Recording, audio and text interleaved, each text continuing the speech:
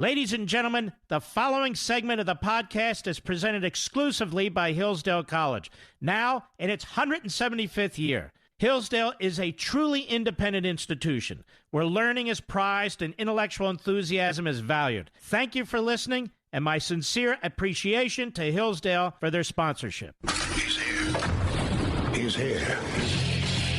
Now, broadcasting from the underground command post, deep in the bowels of a hidden bunker, somewhere under the brick and steel of a nondescript building, we've once again made contact with our leader, Mark Levin. Hello, everybody. Mark Levin here. Our number, 877-381-3811, 877-381-3811. Oh, yes, the coronavirus. The coronavirus. By the way, I'll be on Hannity tonight. First time in maybe 2 months. 6, 7, 8 weeks. 9:30 p.m. Eastern Time. 6:30 p.m.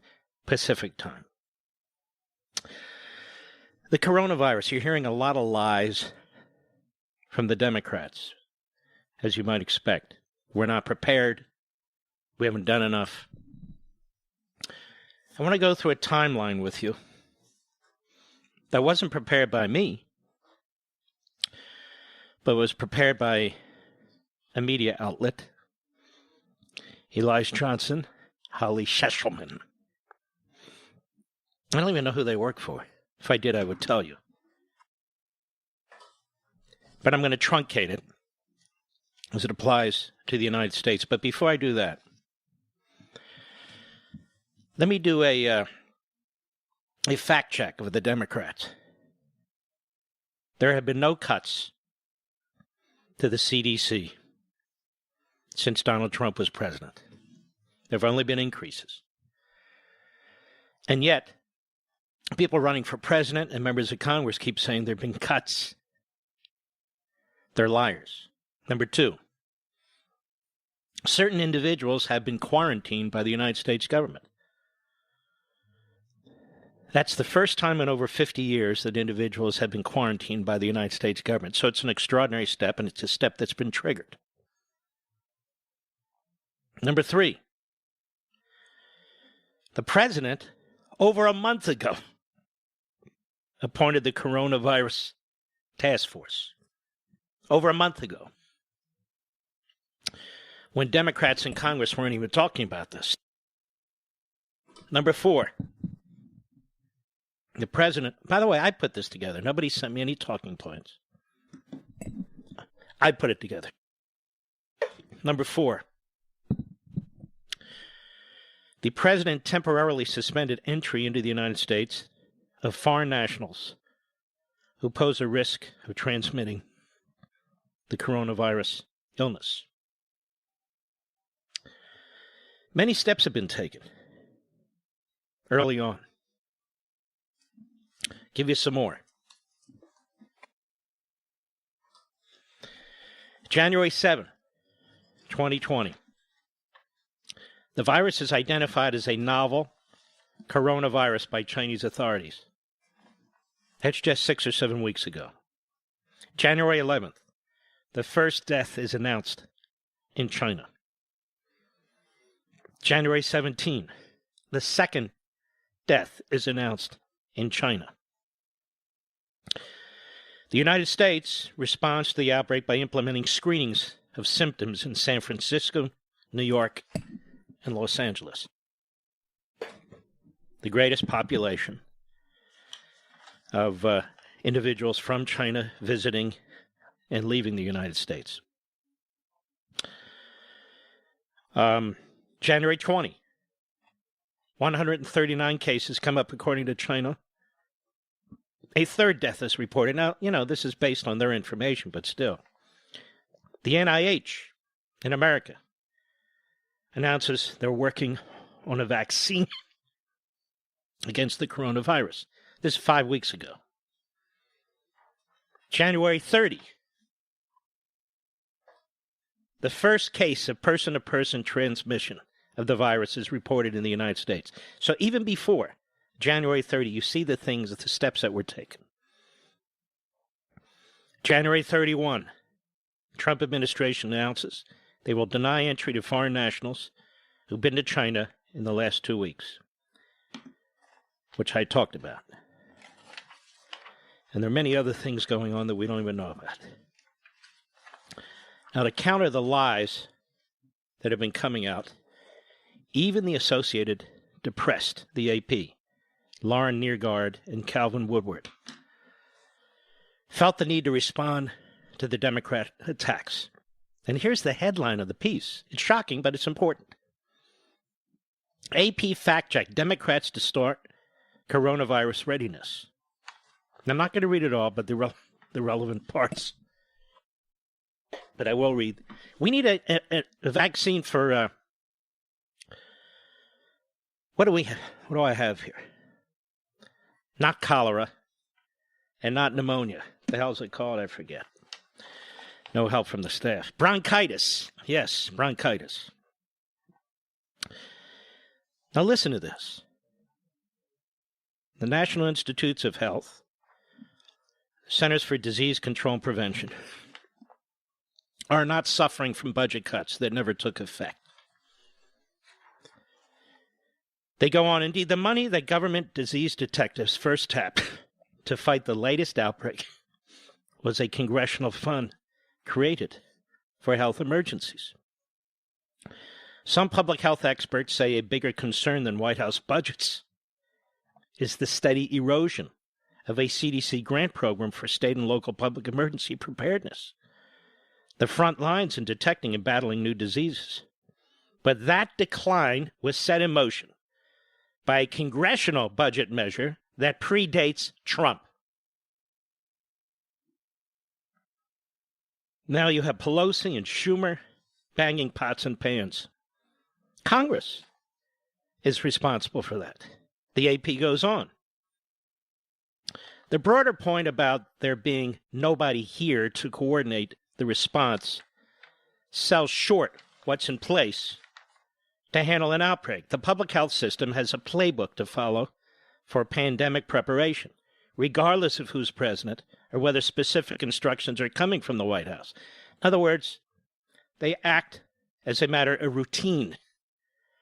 Those plans were put into place in anticipation of another flu pandemic, but are designed to work for any respiratory-borne disease, including the current virus.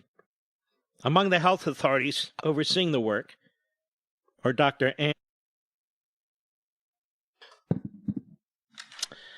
and a veteran of previous outbreaks, and Dr. Anthony Fauci. You've seen him, NIH's infectious disease chief, who has advised 6 presidents. The CDC's response has been excellent, as it has been in the past, said John Orbach, president of the nonpartisan Trust for America's Health, which works with government at all levels to improve the nation's response to high-risk health crises. Some Democrats have charged that Trump decimated the nation's public health leadership, but Orbach said CDC's top scientific ranks have remained stable during the past 3 years. So, lie after lie by the Democrats. And what is the Democrat proposal? What is the Democrat plan? There is none. They put out pablum. You have Democrats running for president who sound like buffoons. No serious proposals. Schumer, Pelosi have been around for 412 years. No serious proposals. They want to spend more money. What are they waiting for? The president doesn't create spending bills. He signs them. Why isn't one on his desk? If that's the issue. But I'm waiting for the Schumer, Pelosi, Sanders, Biden, Buttigieg, Warren, Klobuchar, Steyer coronavirus plan. And I think I found it. Open borders. Eliminate ICE. No vetting. sanctuary cities, nationalized the greatest healthcare system, massive taxes on pharmaceutical companies and research and development, making the finding of vaccines almost impossible. And what's their containment plan? What's their vaccination development plan? They've none. All they know is to attack, blame, and politicize, like their media propagandists. These systems that are in place in the bureaucracy have been triggered and are working the way they're supposed to. The President of the United States has clearly taken on a leadership role to address this. And one other thing. As I pointed out, early January is when we began to learn more substantive information about what was going on in China. Early January.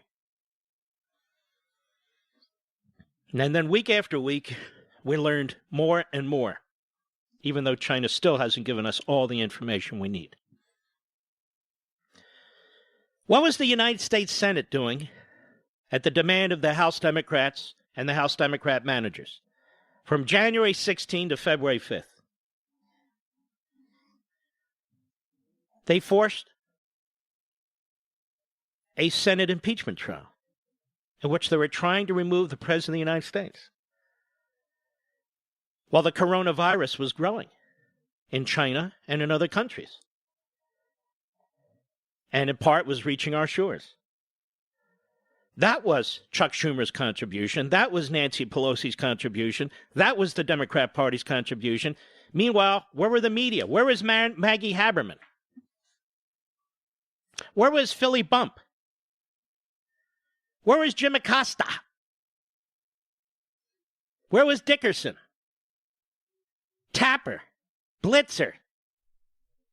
Rudolph? Well, you know what I mean. They were nowhere. Where was Fredo Cuomo? Nowhere. The media were too busy hawking a coup against the President of the United States and reporting on their trial in the Senate and the demands for witnesses and other absurdities. And they missed the early part of this story completely and utterly. And this is what happens when you lack a real news media, but instead have a Democrat Party press that promotes an ideology and a political position. And even while he was under attack, the President of the United States was acting. And as the Associated Press said, and here I am quoting the Associated Press of all outlets, these attacks on the President are lies. Lies by the Democrats who seek to be president. Lies by Nancy Pelosi. Lies by Chuck Schumer. Here we are in the middle of a potential health epidemic. And this is what the Democrat Party offers. I want you to remember this. I want you to think about this. I'll be right back. Mark Levin.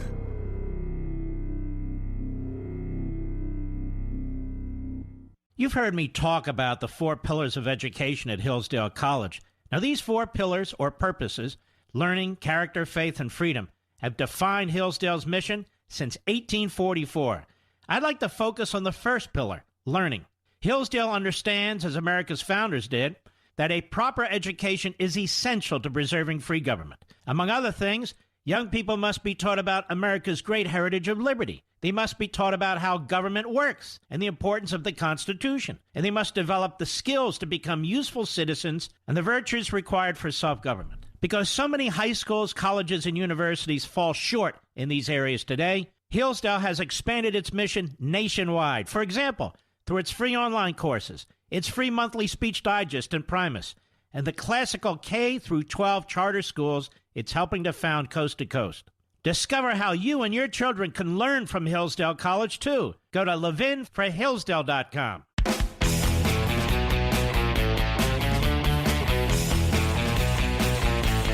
President wasn't ready, they say. President didn't act in time. What was he supposed to do? And what is it that he didn't do? And what is it that the Democrats would do? I want to remind you that when the news first broke about what was going on in China, the very end of December, early January, the House was on a long recess at the direction of the Speaker of the House. When the House came back and finally the articles of impeachment were sent to the Senate was forced to collectively sit on its hands for nearly 3 weeks, from January 16 to February 5th. Couldn't do any other business. None. They had to sit there and listen to Adam Schiff. And the effort to remove a duly elected president and demands for witnesses and other absurdities while the coronavirus was growing in China and worldwide. That's what the Senate was doing at the direction of the Democrats. That's why you didn't get a bill for the Democrat-controlled House where spending bills are supposed to be initiated, because they were too busy trying to remove the president. That's why the media did very poor, superficial, little reporting on the coronavirus the very end of December and the early part of January. They were focused like a laser collectively on trying to remove the president and the antics of the Democrats in the Senate and on the Senate floor by the House managers. There was no sustained reporting about the coronavirus from January 16 to February 5th. There was some reporting. It's hard to miss it. And then all of a sudden, about a week ago, Chuck Schumer goes to the floor of the Senate and tries to turn this into a Donald Trump scandal. The problem is the facts don't support it. Just like the Russia collusion and the Ukraine collusion, facts didn't support that. So they tried to turn our law enforcement agencies into their political playthings. They've tried to turn our foreign policy, national security into their political playthings. They've tried to turn immigration into their political playthings. The criminal justice system and Mueller, same thing. And now we have a significant health issue where the country should come together, the parties should come together, and they fire off round after round against the president, who's acted completely responsibly, and I don't know what else he could have done or can do. There have been no CDC cuts. There have been increases, and Congress should know it since Congress increased them. Certain individuals have now been quarantined for a period of 14 days, perhaps longer, for the first time in over half a century. The president formed, almost immediately, a task force appointed over a month ago of experts to laser focus on this.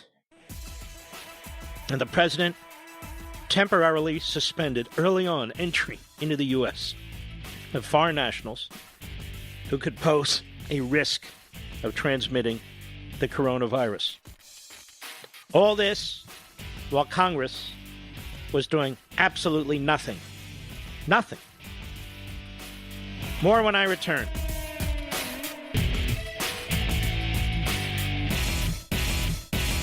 You've heard me talk about the 4 pillars of education at Hillsdale College. Now, these 4 pillars or purposes, learning, character, faith, and freedom, have defined Hillsdale's mission since 1844. I'd like to focus on the first pillar, learning.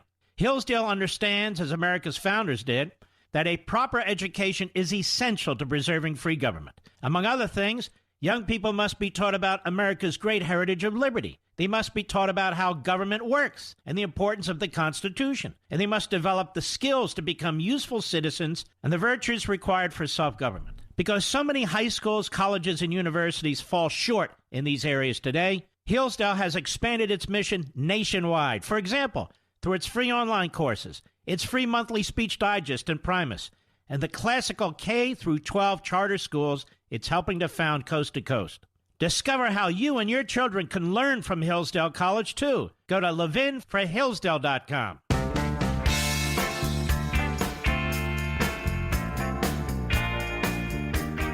Mark Levin, the great one. The great one, Mark Levin. Dial in now. 877-381-3811. Yep. Exactly. President of the United States, the thing is, he deserves credit, not condemnation.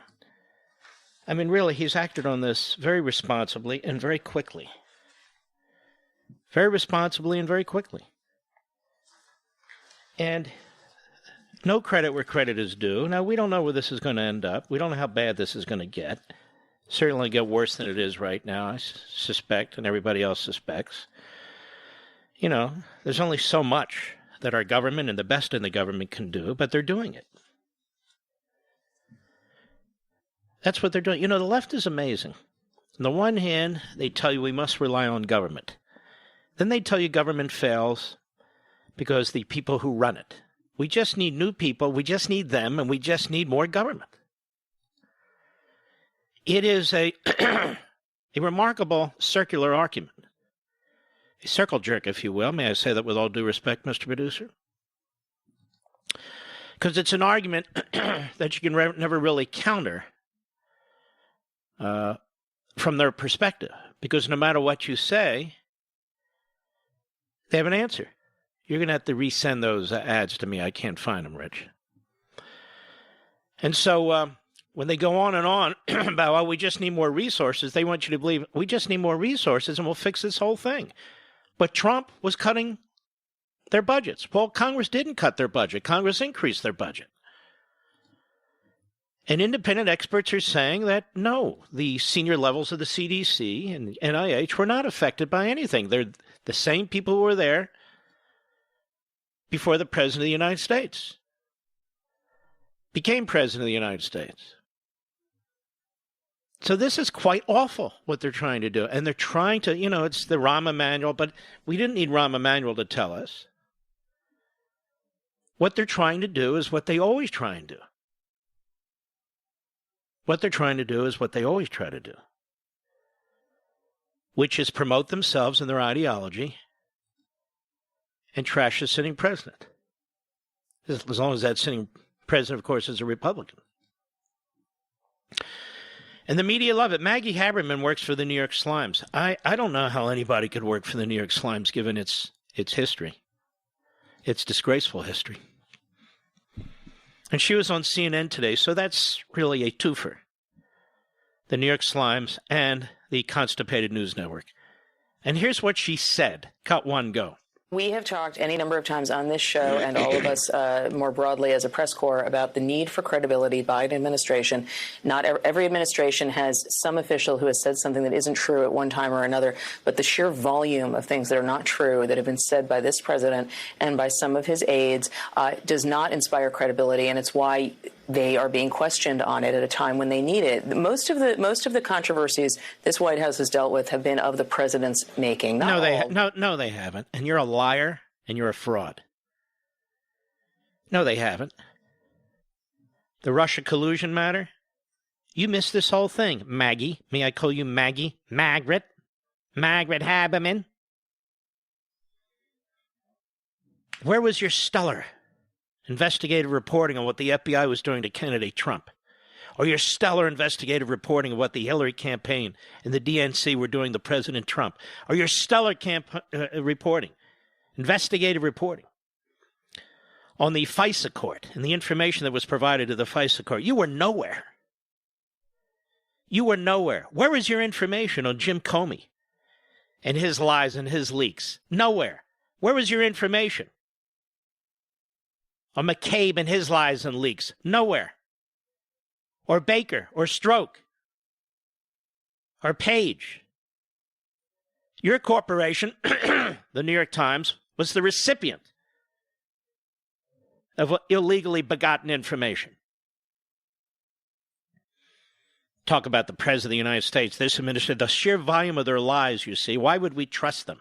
This is supposed to be a reporter. Now we bring in John Harwood.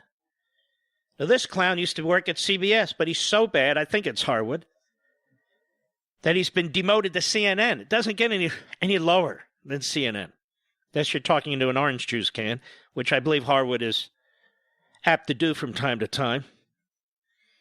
Now, these are reporters. What does this reporter have to say on CNN today? Cut to, go. And what you have seen today and last night when Dow futures fell while that press conference was going on is a no confidence vote from financial markets who've got a lot of money on the line in what the administration is doing. You also have the president. This is so outrageous. This man has no factual basis for what he's burping up into the public sphere.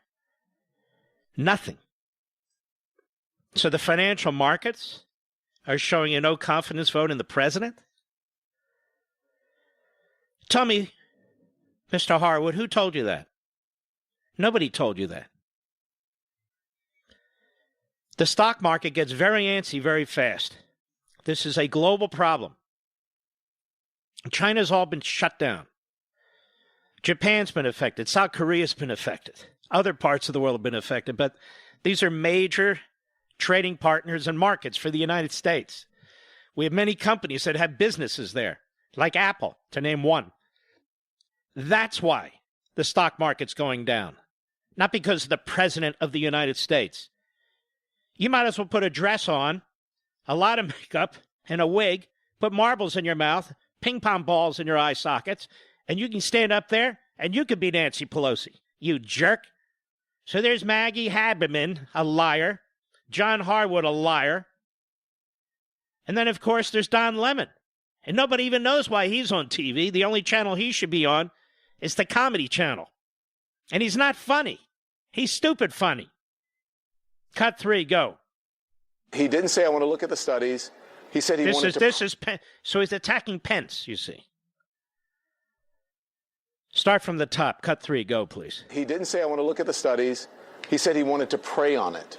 Yeah, I mean, can I just say? Are you saying that our elected officials shouldn't say that they're going to pray? I mean, that's pretty much a staple of our political leadership in this country, dating back to the founding. I don't have a problem if a guy says he wants to pray on it. In fact, I hope he does. I hope they all do. I don't have a problem with anybody praying. I don't have a problem with anybody praying. I have a problem with someone who's allowing people to die because he doesn't want to look at science and to save lives. Now, just listen to this libelous statement. I heard somebody say today, I believe it was on television, maybe radio, but I heard them say today, you can't sue for libel when you're merely giving an opinion. What are they talking about? You absolutely can be sued successfully for libel, defamation, by giving an opinion. If the opinion meets the legal test, in some cases, public official, public figures, and so forth and so on. There's a whole line of Supreme Court and other court decisions. But you certainly can be sued for defaming somebody by giving an opinion. If I give an opinion and say that Ernie Grabotsky raped his mother, that's just my opinion. It's in the opinion section. I just gave an opinion. You certainly can be sued for defaming somebody. In fact, there was a famous case where Gore Vidal accused Bill Buckley of being a fascist, and Bill Buckley sued him, and he won. He recovered $5,000, but he sued him and won because he was making a point. So, of course, you can be sued successfully for giving an opinion. Just giving something the label of an opinion is not a defense. It doesn't immunize the defendant. Doesn't mean the president will win his lawsuit because it's a high bar. But that New York Times case, that decision by the Supreme Court is an outrageous decision by the Warren Court. And no lesser a genius than Clarence Thomas has made the point. I've made the point too, that it's outrageous. It overturns the history of our states, state law, and even federal law, but particularly state law, since the nation's founding. But that for another day. I just find the information that's provided by lawyers in the public sphere to be so poor in so many instances. So there's Don Lemon saying, I have a problem with someone who's allowing people to die because he doesn't want to look at science and save lives. Nobody in the United States has died as a result of the coronavirus, number one. Number two, The Vice President of the United States is taking affirmative steps with the top experts in the government that were not appointed by the Trump administration, that were not appointed by the Obama administration. These are experts who've been there for decades, who rely on other experts who've been there for decades, who go to outside experts within our country in the private and public sector, who go to experts all over the world. That's who he's talking to. That's who he's pulling together.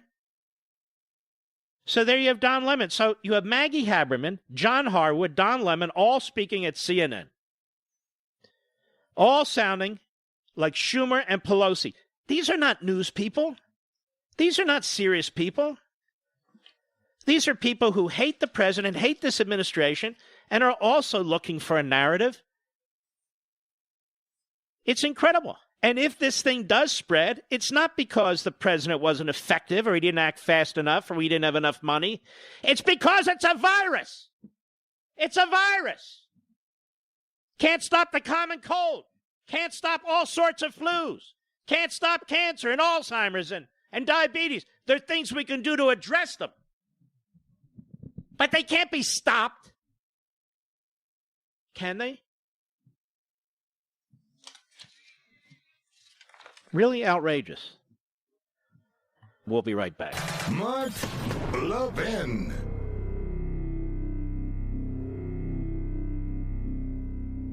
You've heard me talk about the 4 pillars of education at Hillsdale College. Now, these 4 pillars or purposes, learning, character, faith, and freedom, have defined Hillsdale's mission since 1844. I'd like to focus on the first pillar, learning. Hillsdale understands, as America's founders did, that a proper education is essential to preserving free government. Among other things, young people must be taught about America's great heritage of liberty. They must be taught about how government works and the importance of the Constitution. And they must develop the skills to become useful citizens and the virtues required for self-government. Because so many high schools, colleges, and universities fall short in these areas today, Hillsdale has expanded its mission nationwide. For example, through its free online courses, its free monthly speech digest and Primus, and the classical K through 12 charter schools it's helping to found coast to coast. Discover how you and your children can learn from Hillsdale College, too. Go to levinforhillsdale.com.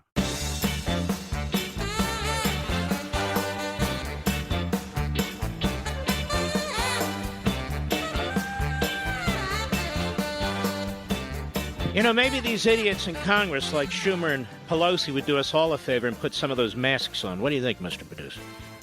And shut their big mouths so they're not hacking viruses in every direction.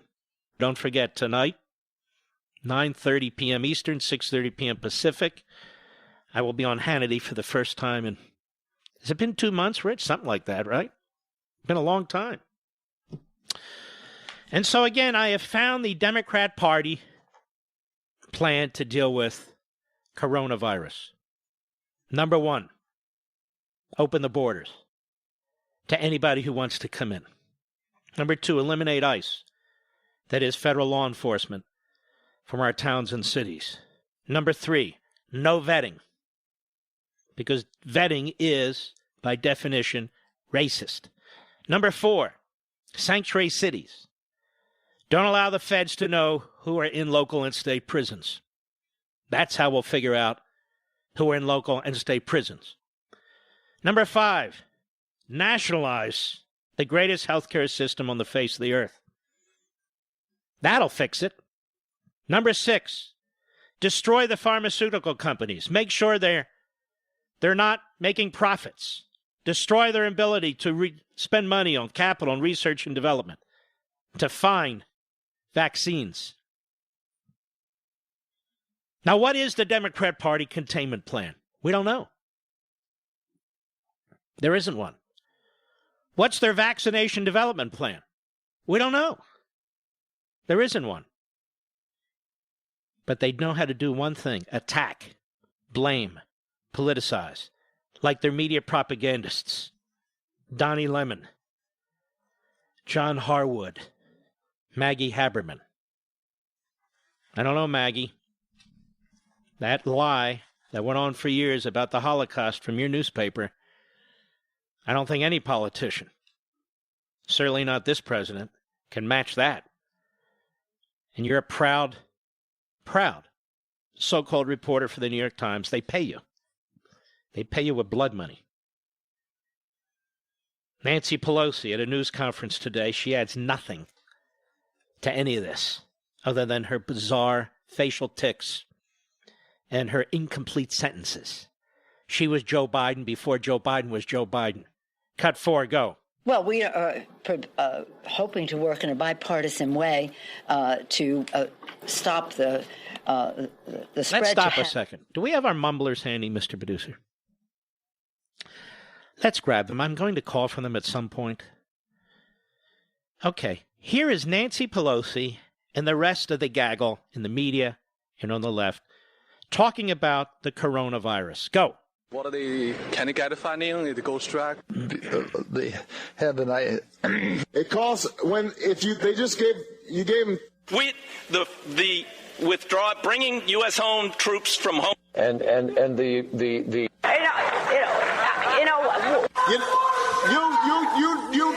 you need somebody. Wait, so finally,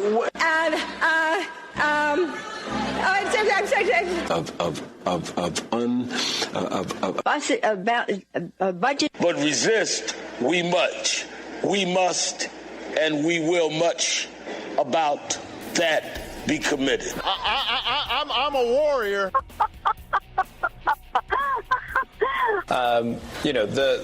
That it was. I mean, they said that. Look,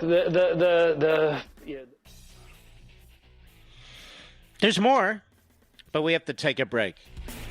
We'll be right back.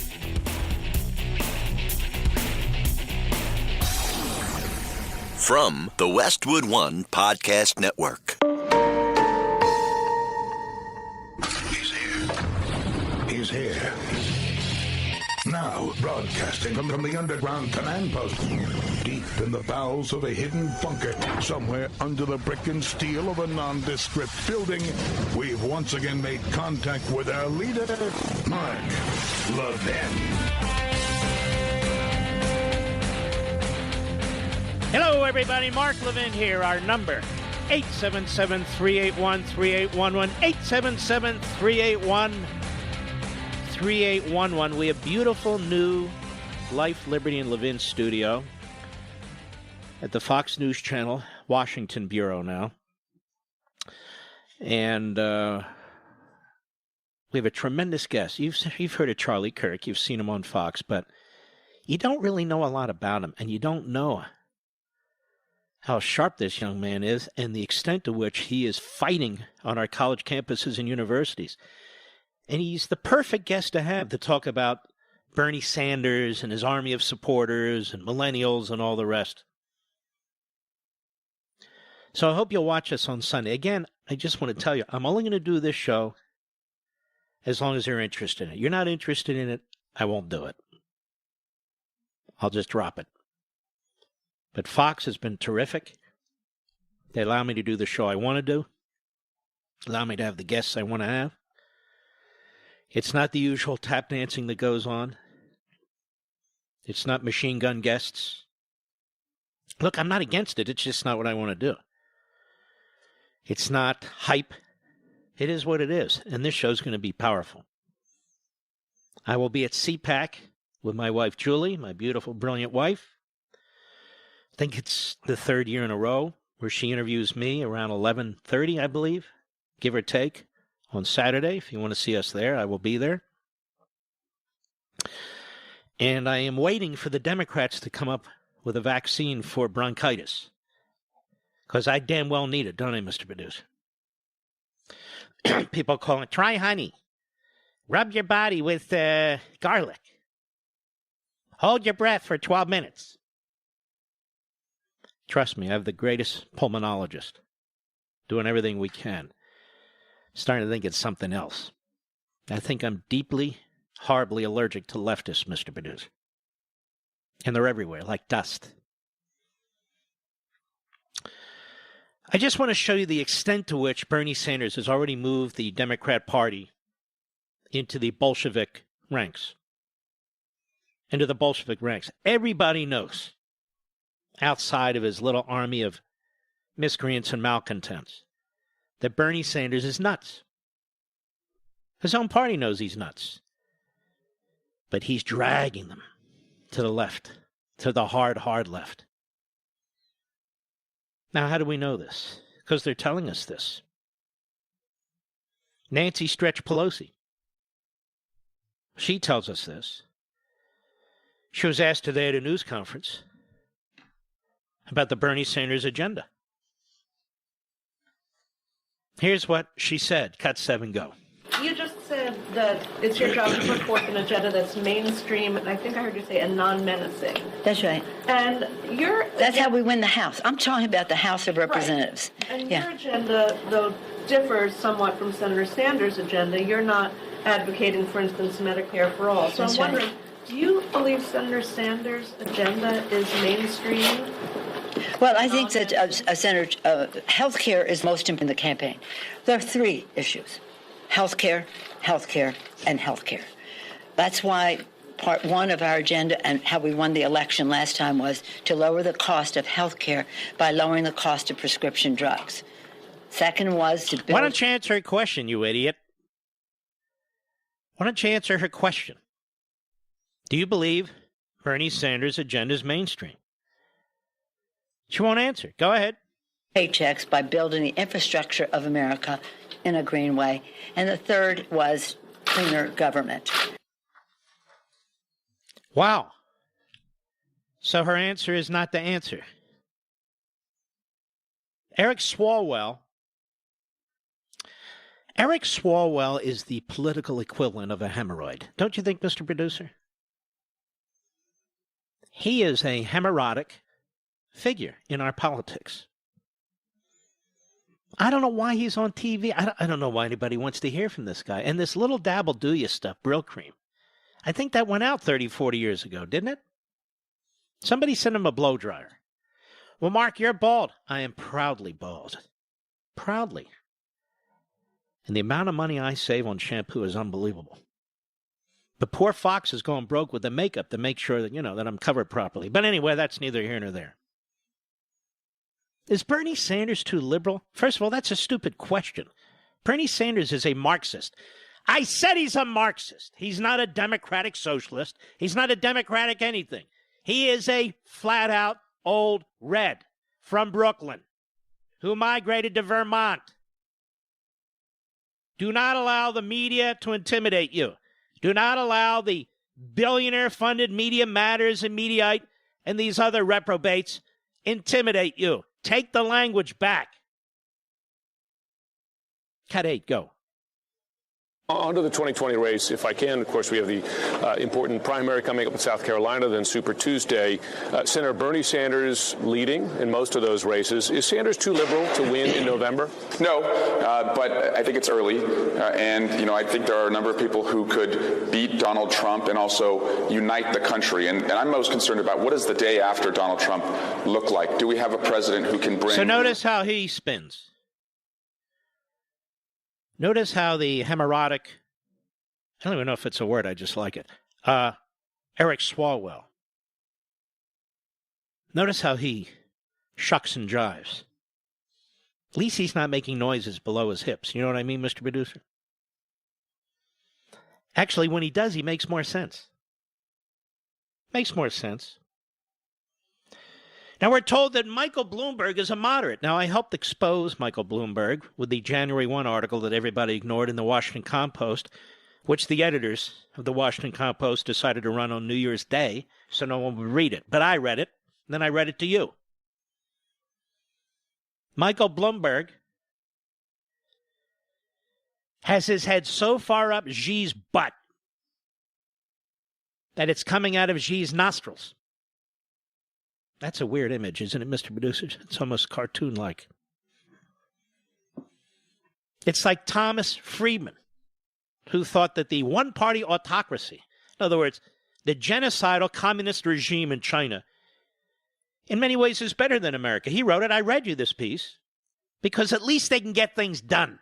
Well, then. That's what government's all about, right? Well, what if they get the wrong things done? Well, it's a whole other story. So here's Bloomberg at a CNN town hall last night that none of you saw because nobody watches CNN. Nobody watches Anderson Cooper. Not since he did his great interview of Stormy Daniels. Cut 10, go.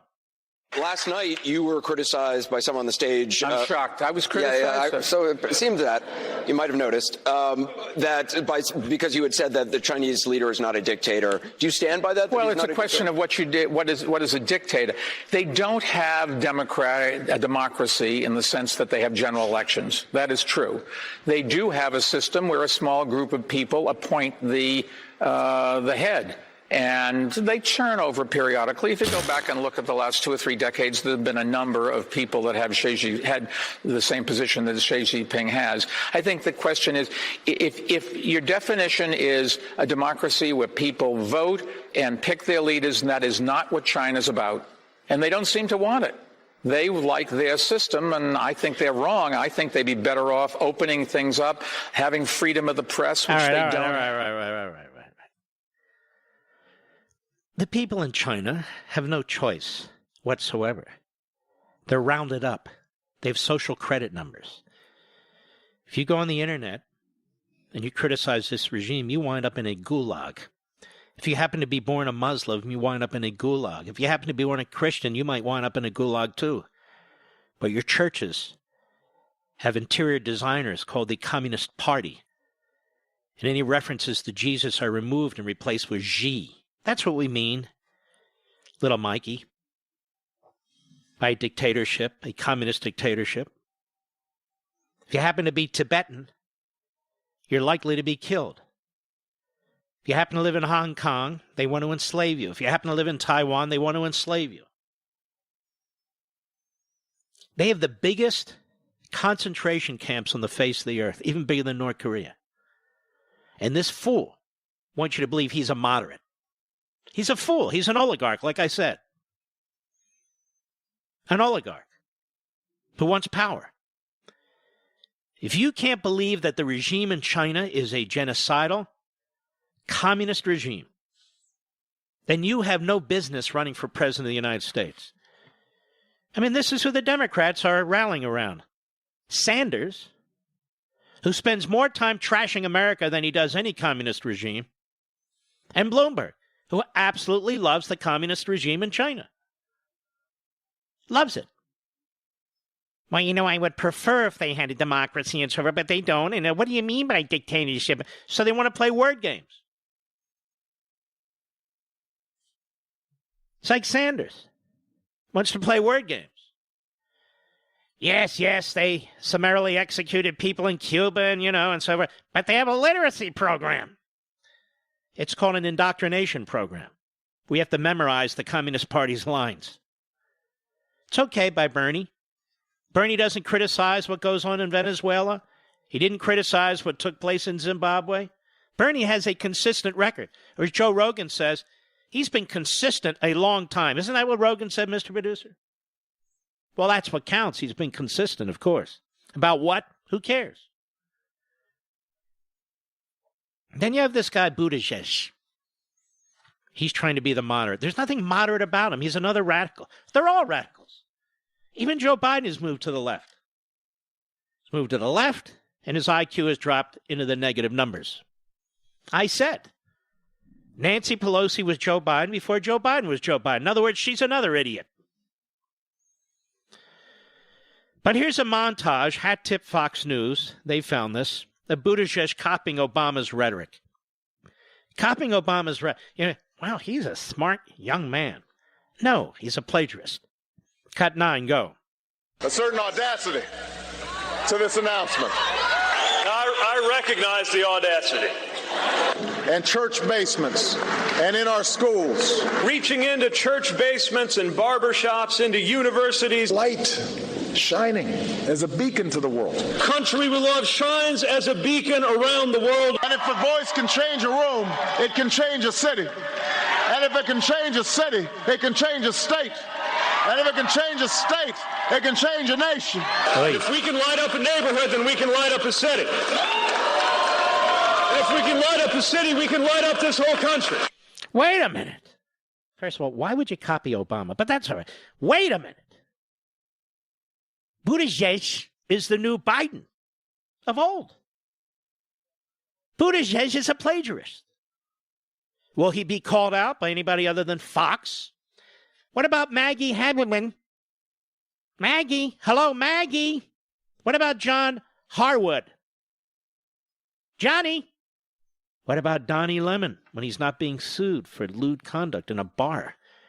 Donnie, where are you, Donnie? What about Fredo Cuomo? The businessman, Fredo Cuomo, who understands the economic system, not. There we have Buttigieg copying Obama. That's so shocking. I'd like to hear that again, Mr. Producer. Cut 9, go. A certain audacity to this announcement. I recognize the audacity. And church basements and in our schools. Reaching into church basements and barbershops, into universities. Light shining as a beacon to the world. Country we love shines as a beacon around the world. And if a voice can change a room, it can change a city. And if it can change a city, it can change a state. And if it can change a state, it can change a nation. And if we can light up a neighborhood, then we can light up a city. And if we can light up a city, we can light up this whole country. You know what this all sounds like to me? How about the mumblers again, Mr. Producer? Go ahead. What are the Kenny-Gadifani, the ghost track? They have an I. It costs they just gave them. The withdraw, bringing U.S. home troops from home. And the.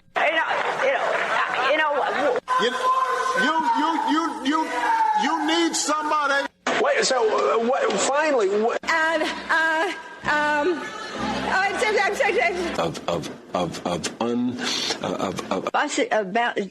Budget. But resist we much. We must and we will much about that be committed. I'm a warrior.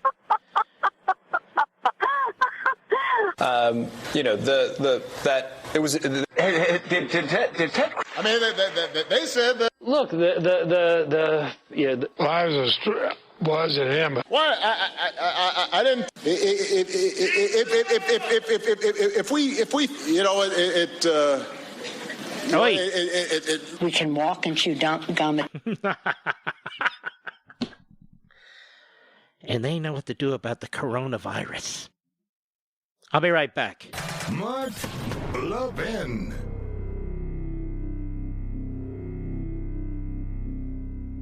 Deborah's home was stolen. I don't mean thieves stole stuff. I mean scammers literally stole her home. The FBI calls home title theft one of the fastest growing white-collar crimes. This story is why you need Home Title Lock. Deborah says criminals found the title to their home online and filed fraudulent documents claiming they owned it. Wait, it gets worse. Deborah says, I was evicted from my own home and $85,000 in equity gone. Nobody believes you can get your home stolen this easily. My friends, this is why you need to get Home Title Lock, because no insurance or bank protects your home from title theft. First things first, go to HomeTitleLock.com and register your address to see if you're already a victim and don't know it. Then sign up to help protect your legal title to your home so you don't end up like Deborah. And to get started, I got you 60 risk-free days of protection. Just go to HomeTitleLock.com, HomeTitleLock.com. That's HomeTitleLock.com.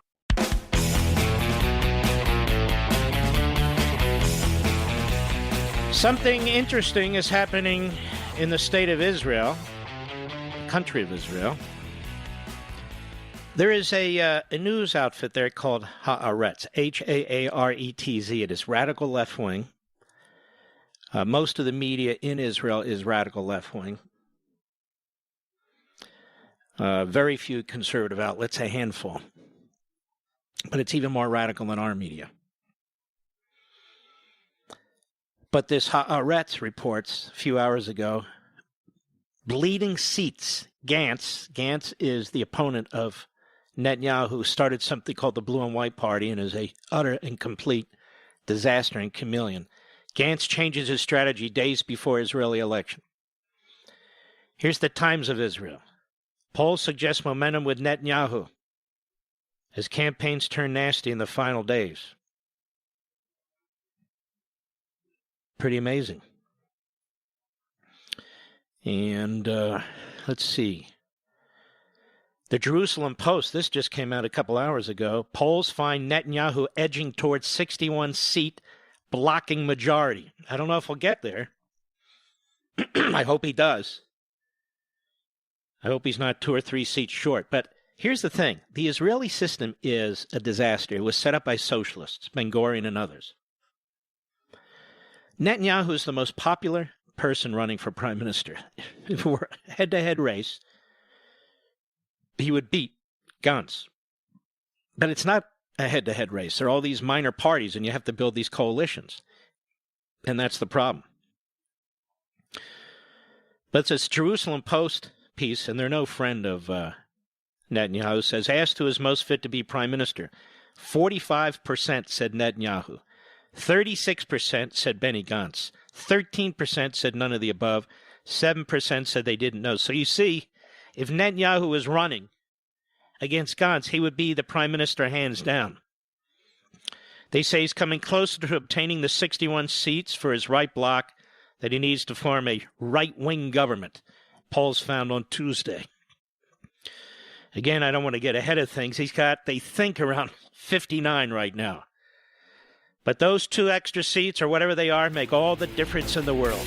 I'll be right back.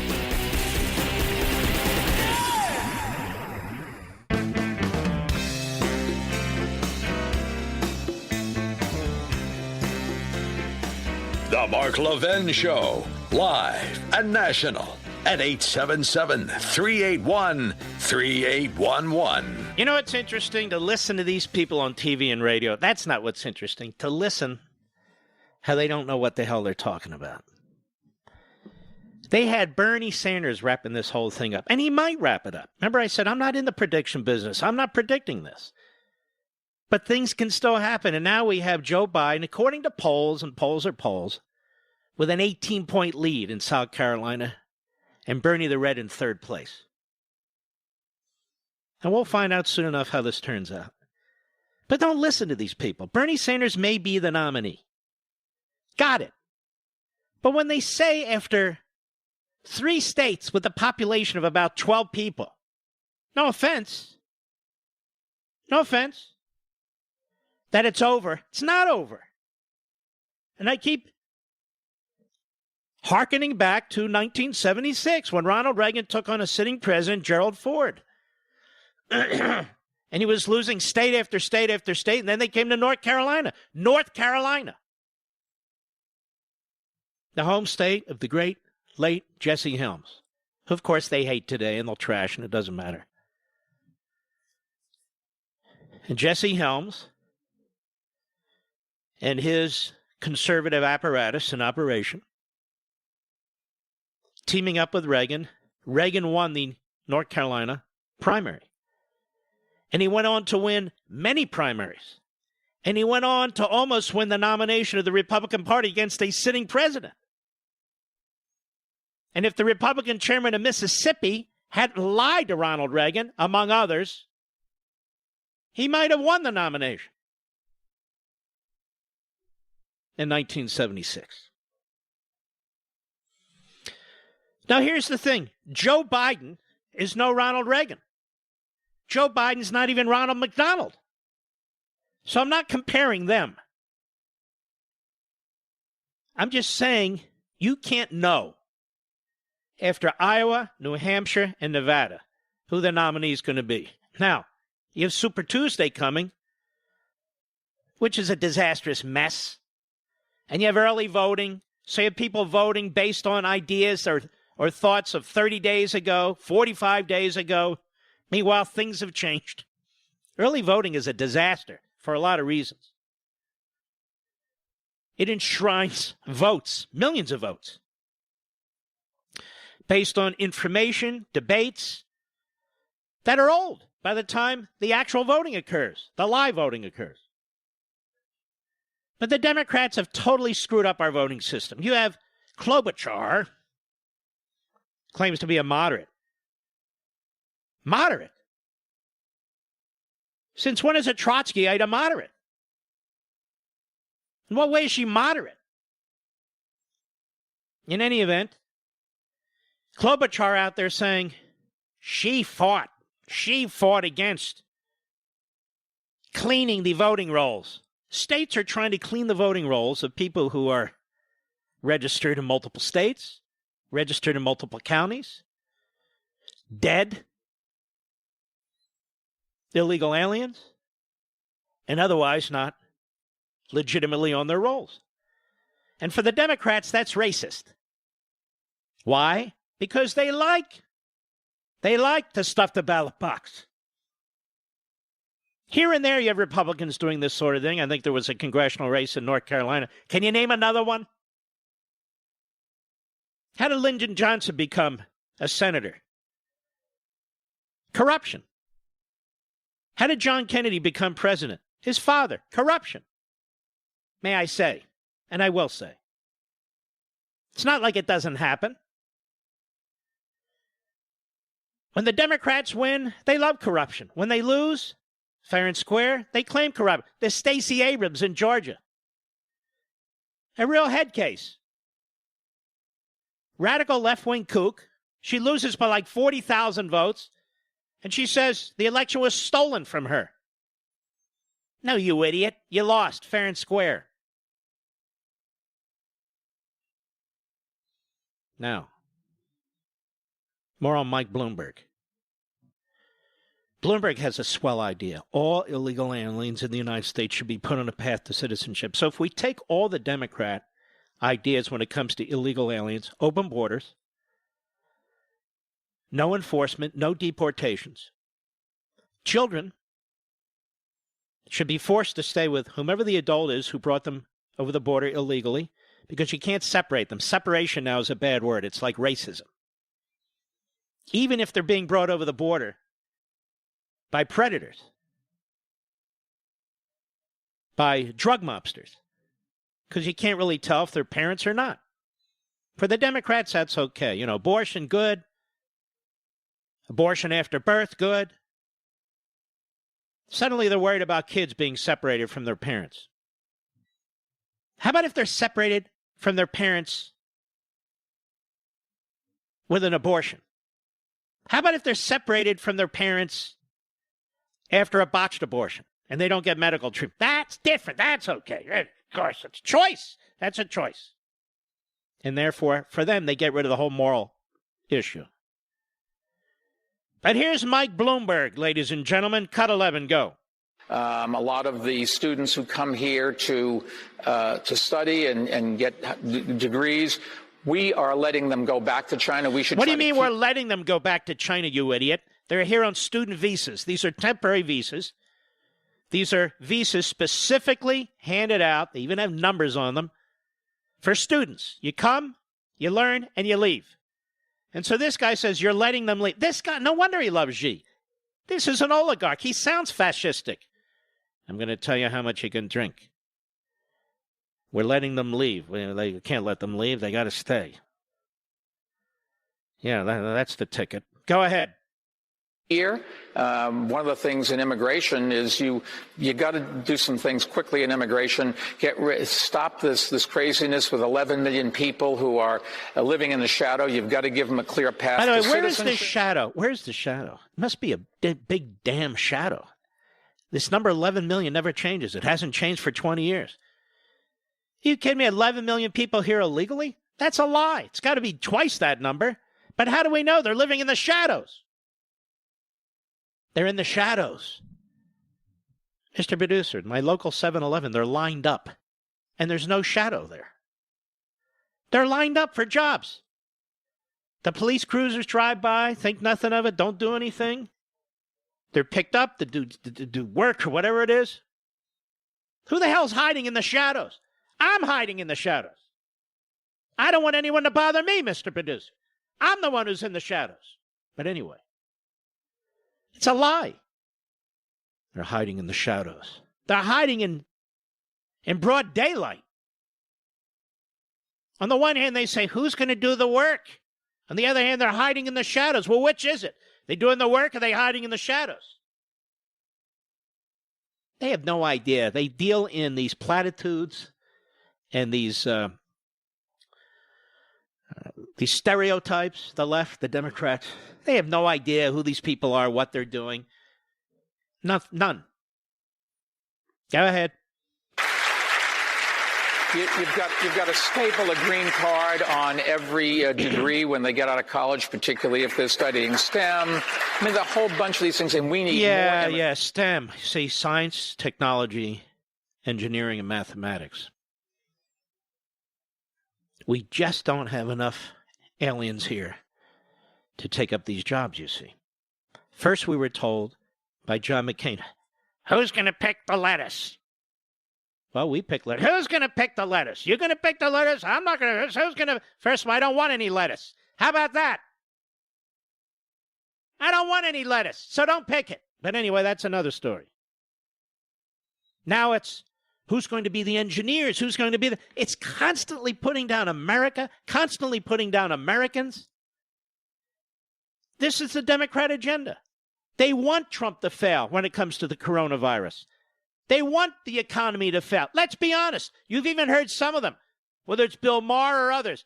What we need is a recession. We need a recession. I hate to say it, but we need a recession. That'll get rid of Trump. Burn down the country so they can have power. Burn down the country so they can have power. So staple a green card on every degree. What's the point of a visa? And who's paying for all these colleges? You and I. 2/3 of the American people never graduated from a 4-year college. So now you'll not only be paying for free college for Americans, since you'll be paying for free college for foreigners who come into the country, particularly illegal aliens. Because we know illegal aliens are more noble than American citizens. We hear this all the time. It's grotesque. Go ahead. Immigrants, not less immigrants. There we go. There are a whole bunch of these things, he says, and we need more immigrants, not less immigrants. No, we don't. Do you know we take in half the world's immigrants, Mr. Producer? Did you know that? We need more, lots more, and more. Why?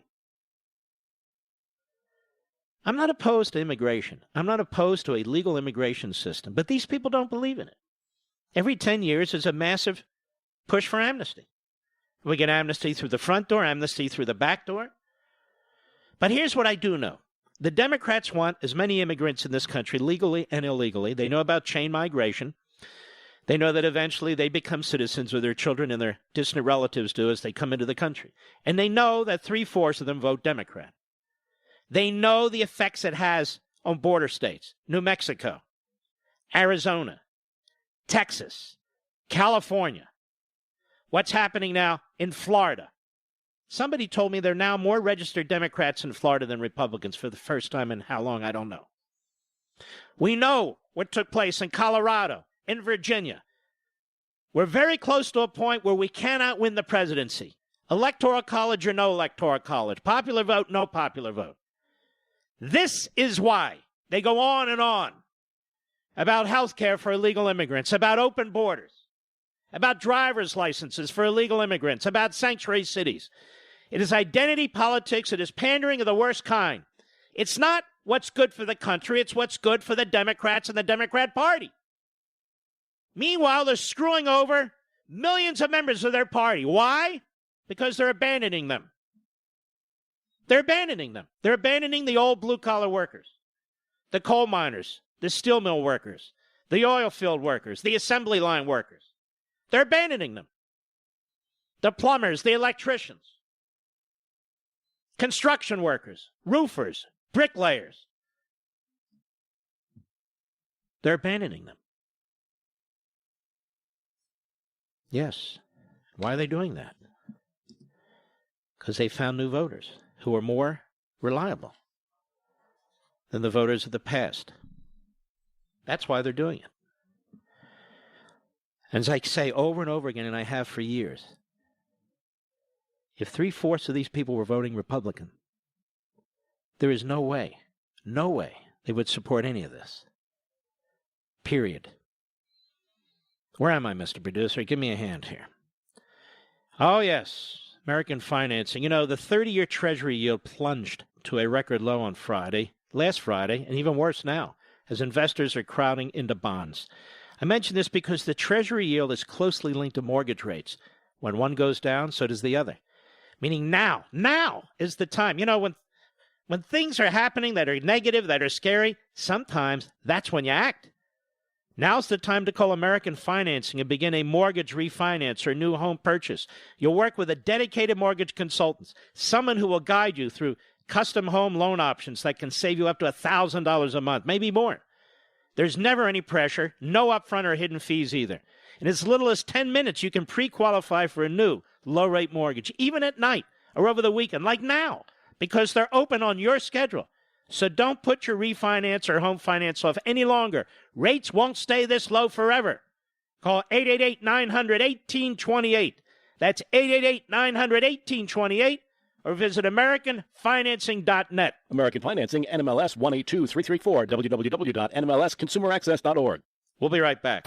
Mark Levin.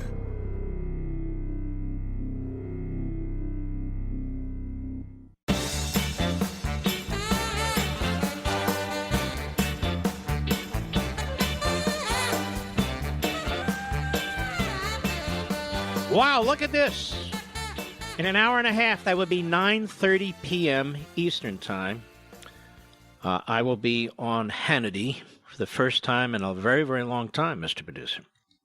How long's it been? 2 months? At least 2 months. And why? Because I didn't want to go on TV. That's why I want to do my own show. But there are issues and so forth that I think make it more amenable for me to do what I need to do. And so I hope you'll watch 9:30 p.m. Eastern, just a little while on Hannity on the Fox News Channel, 6:30 p.m. Pacific. You know, you'd pay off... Where am I, Mr. Producer? Help me. Oh, yes. With home security, there's two ways you can go about protecting your home. Now, there's the traditional way where you wait weeks for a technician to do a messy installation that costs a small fortune. Or there's the other way, Simply Safe. Simply Safe is everything you need in a home security system. It's award-winning protection, 2-time winner of the CNET Editor's Choice Award. Simply Safe blankets your whole home in safety. You get comprehensive protection for your entire home. Outdoor cameras and doorbells alert you to anyone approaching your home. Entry, motion, and glass break sensors guard inside. You barely notice it's there. But what's truly remarkable is you can set up this system all by yourself. It's only 50 cents a day, no contracts. Hello. No contracts.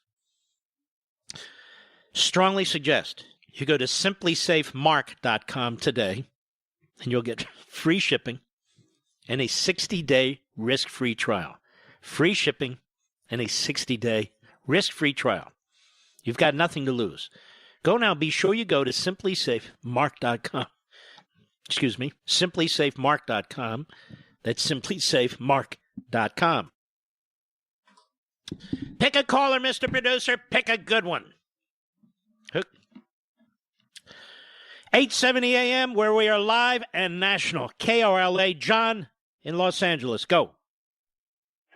Mr. Levin, thank you so much for taking my call. I am a Cuban refugee. I was brought to this country when I was 2 years old. I'm very proud. My mother brought me over.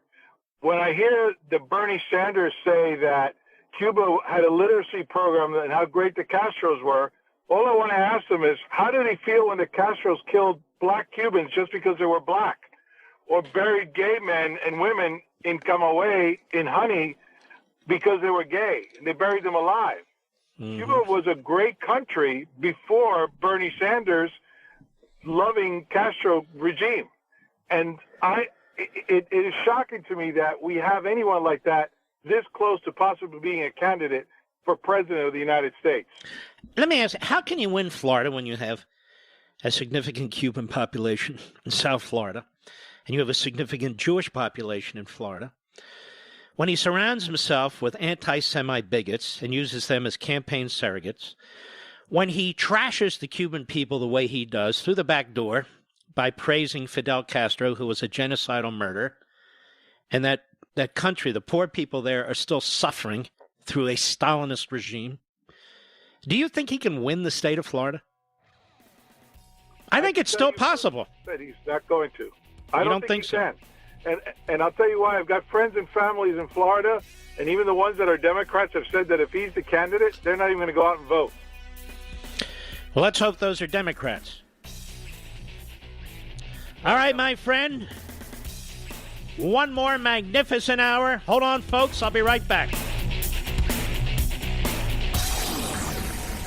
From the Westwood One Podcast Network. Ladies and gentlemen, this final hour of the podcast is sponsored exclusively by AMAC, the Association of Mature American Citizens. Now over 2 million conservative members strong, AMAC believes in and stands up for the values that we care about: faith, family, and freedom. Thank you for listening, and please support AMAC. And you can become a member at amac.us/join. He's here. He's here. Now, broadcasting from the underground command post, deep in the bowels of a hidden bunker, somewhere under the brick and steel of a nondescript building, we've once again made contact with our leader, Mark Levin.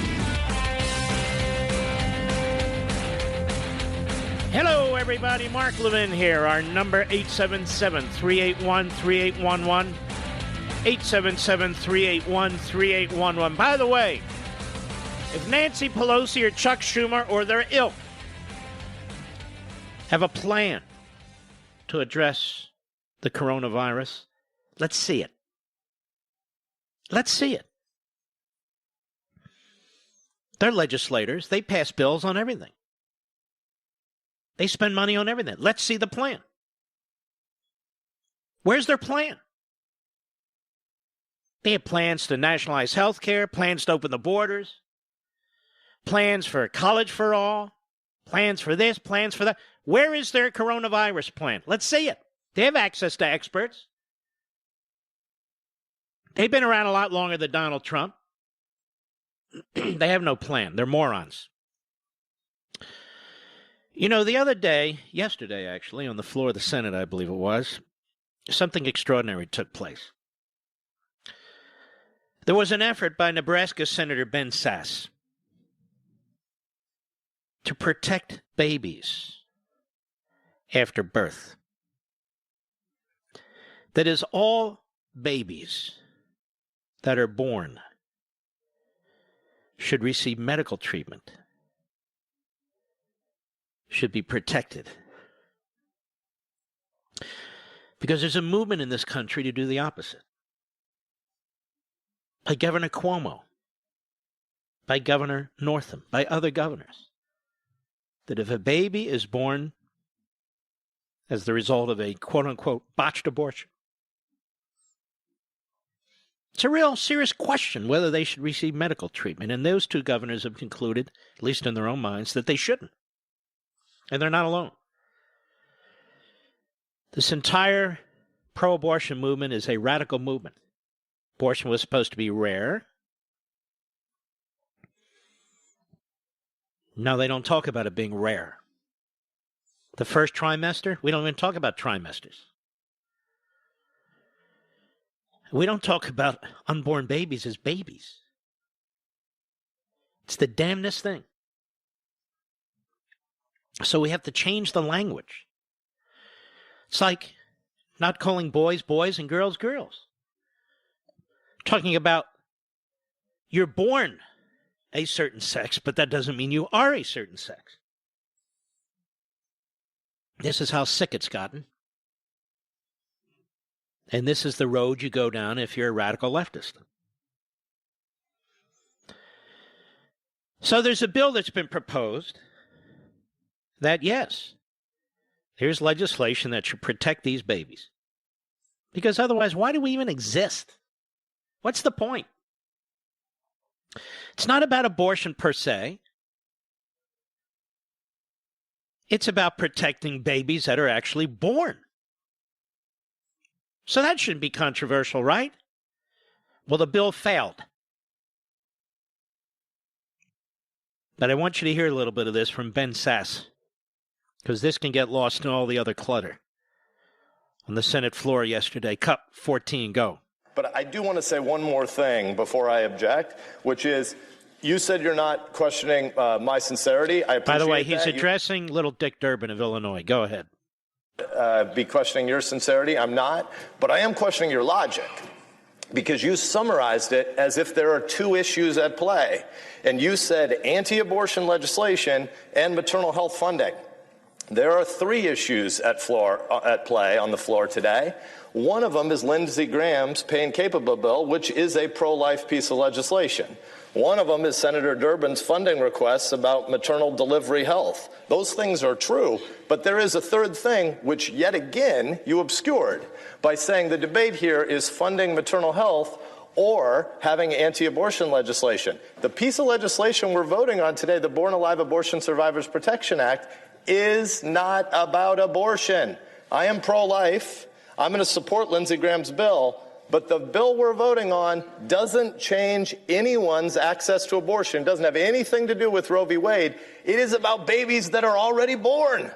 CNN said this morning on TV, they made up this insane phrase. They said, a fetus that has been born. The heck is that? It's another way of saying they don't want to debate the actual debate we're having on the floor today. The debate we're having, we're going to vote once on Lindsey Graham's pro-life legislation. I'm going to support it. But we're also going to vote on a piece of legislation that is about the Born Alive Abortion Survivors Protection Act. These are about babies that are born that are outside their mother. It didn't pass. More. Senator Sasse, cut 15, go.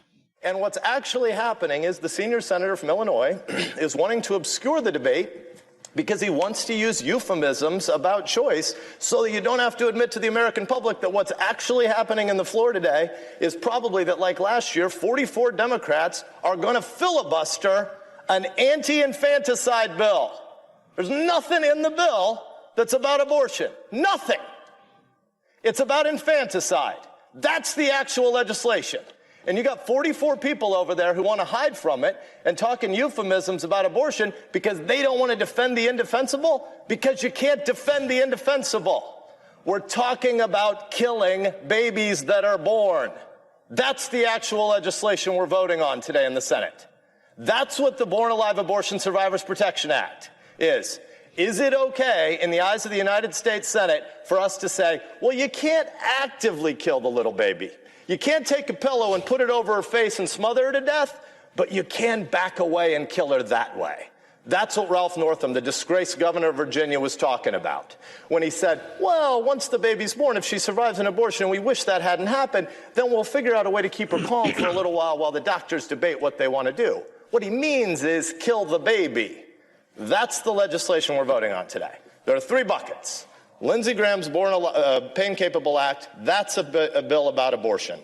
There's another bill that is about babies that have already been born. Newsflash, CNN, if you're a baby and you've been born and you're outside of mama, nobody calls that a fetus. You just want to call it a fetus because you don't want to cover the actual story that's being voted on in the U.S. Senate today. Then there's a third piece of legislation, which is Senator Durbin's counterproposal today about maternal preventable deaths and investment in that case, that category. I'm interested in that category as well, but you don't actually want to talk about the legislation that's on the floor, so you're changing the subject. Therefore, I object.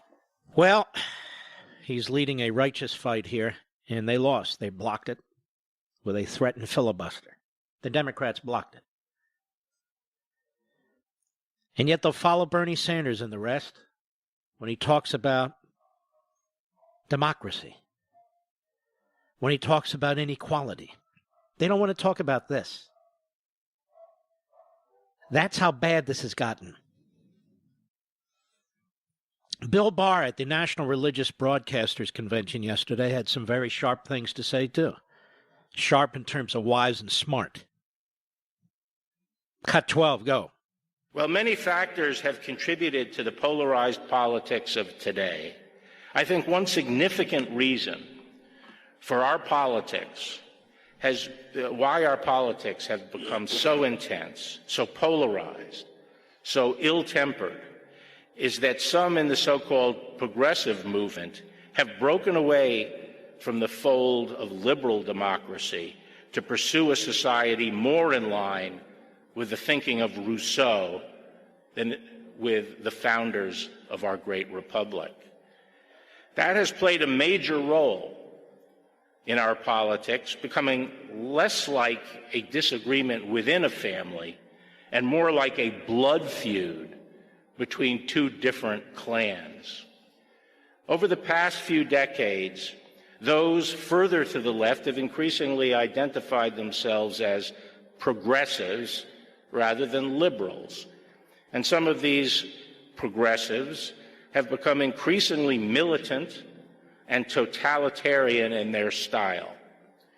While they seek power through the democratic process, their policy agenda has become more aggressively collectivist, socialist, and explicitly revolutionary.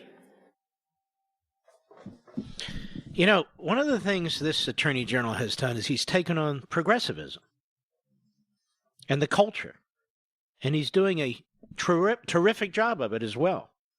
And those of you who've read Rediscovering Americanism and the Tyranny of Progressivism, you're able to follow this, and some of you haven't, very, very easily.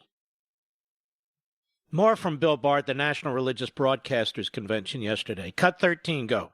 The crux of the progressive program is the use of the public purse to provide ever-increasing benefits to the public and thereby build a permanent political constituency of supporters who are also dependent. They want able-bodied citizens to become more dependent, subject to greater control, and increasingly supportive of this dependency. The tacit goal of this project is to convert all of us into 25-year-olds living in the government's basement, focusing our energies on obtaining a larger allowance rather than getting a job and moving out and taking responsibility for ourselves. Brilliantly put. An outstanding Attorney General in so many ways. We'll be right back. Mark Levin.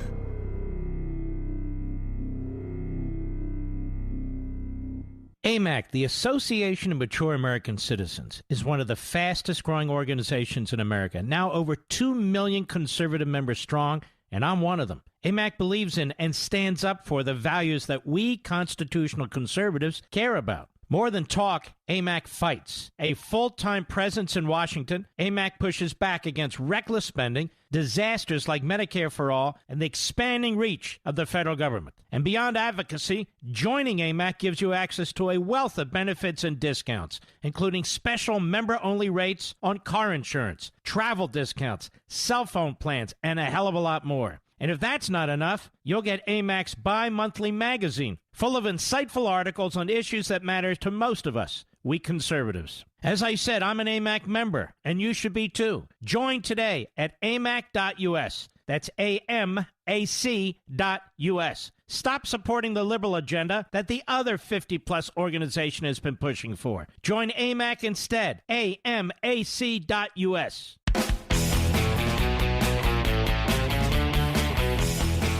You know, folks, if you don't think we're the tip of the spear here,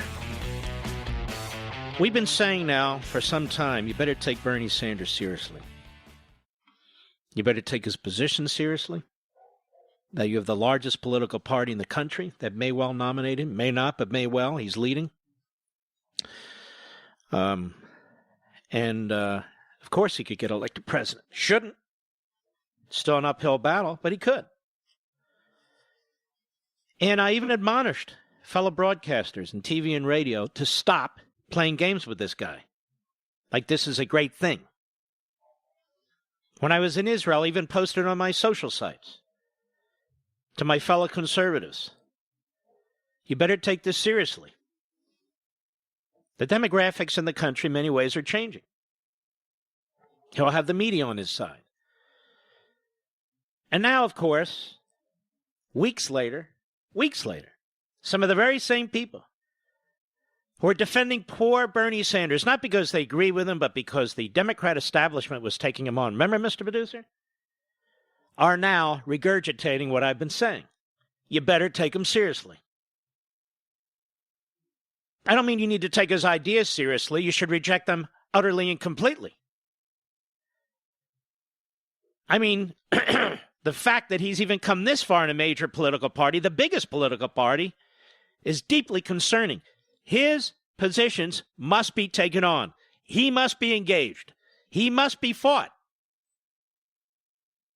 And now I hear people saying that tonight and today and yesterday.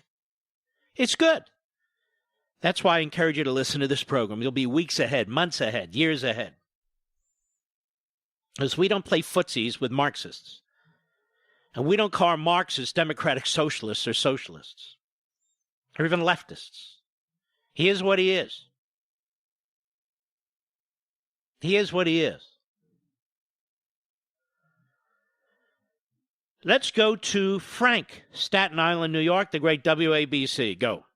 Thank you for taking my call. I don't know if you can hear me or not. Can you hear me okay? Of course we can hear you. Otherwise you wouldn't be on the show. I'm a retired police captain, New York City Police Department. Yes, sir. Actually, detective captain. But I wanted to that's a raise, big deal. Slow down a second. That's a big deal. Congratulations. Oh, thank you. But I wanted to bring your attention.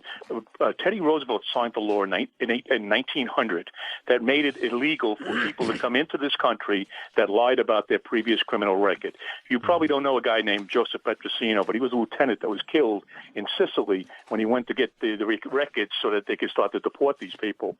The law, I believe, is still on the books. I don't know if there's any court action or whatever that has limited the power, but it's an interesting idea to look into it. Maybe, with the idea, I know you have a legal background. I mean, I only was able to go to the bar review class that the attorneys took because I couldn't. Now, what would I be looking into this for again, Frank?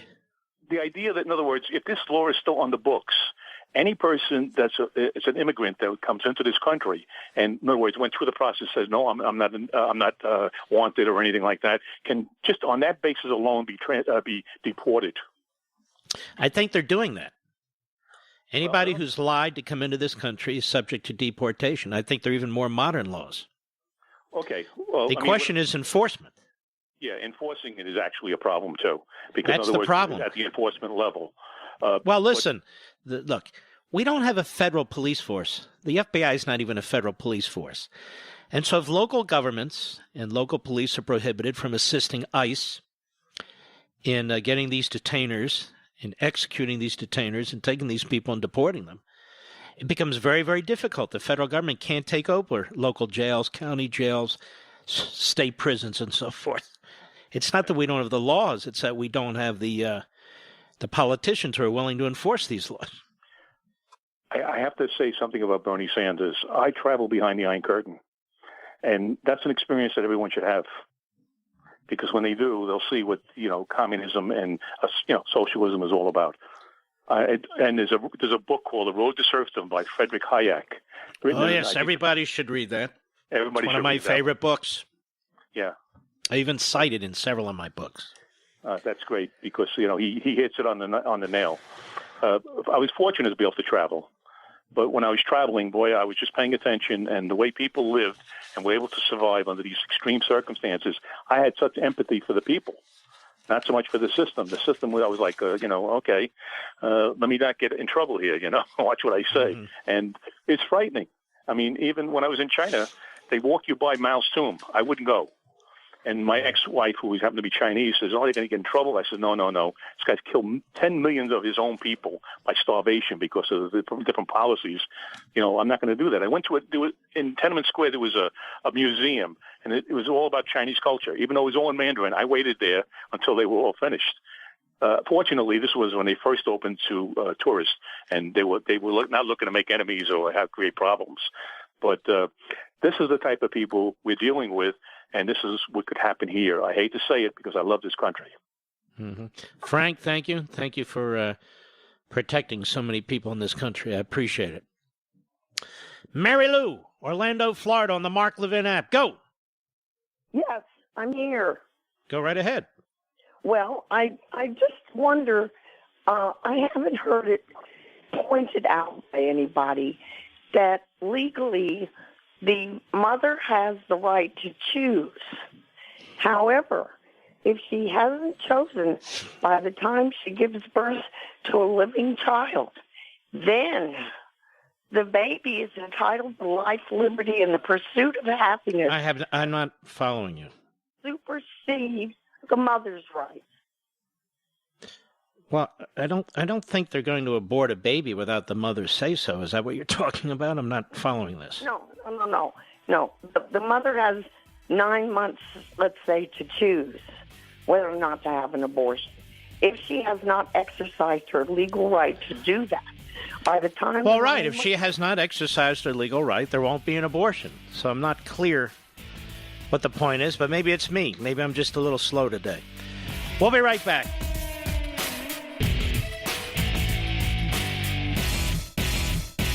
AMAC, the Association of Mature American Citizens, is one of the fastest-growing organizations in America, now over 2 million conservative members strong, and I'm one of them. AMAC believes in and stands up for the values that we constitutional conservatives care about. More than talk, AMAC fights. A full-time presence in Washington, AMAC pushes back against reckless spending, disasters like Medicare for All, and the expanding reach of the federal government. And beyond advocacy, joining AMAC gives you access to a wealth of benefits and discounts, including special member-only rates on car insurance, travel discounts, cell phone plans, and a hell of a lot more. And if that's not enough, you'll get AMAC's bi-monthly magazine, full of insightful articles on issues that matter to most of us, we conservatives. As I said, I'm an AMAC member, and you should be too. Join today at amac.us. That's AMAC.us. Stop supporting the liberal agenda that the other 50-plus organization has been pushing for. Join AMAC instead. AMAC.us.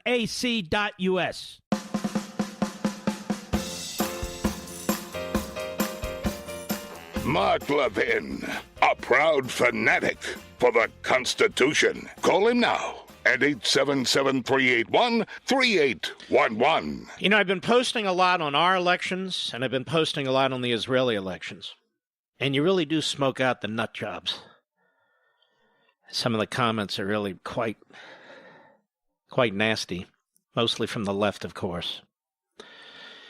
But there is something interesting. I've been saying that I was concerned that the position of the United States administration and government had been that annexation, so-called annexation, to me I don't even like that word, in areas of Judea and Samaria, which the Jordanians and the world press call the West Bank, and the settlements there, I don't like that word either, but the people who live there, the Jews who live there, under the Trump plan would come under Israeli sovereignty, as would other areas, the Jordan Valley, the vast majority of Jerusalem, and on and on.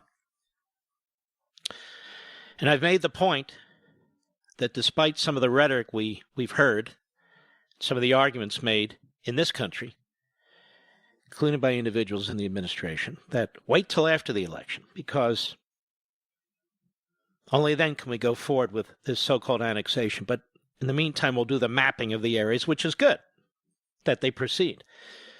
But I've warned that Gantz, who's a chameleon, now there's serious questions about his mental acumen.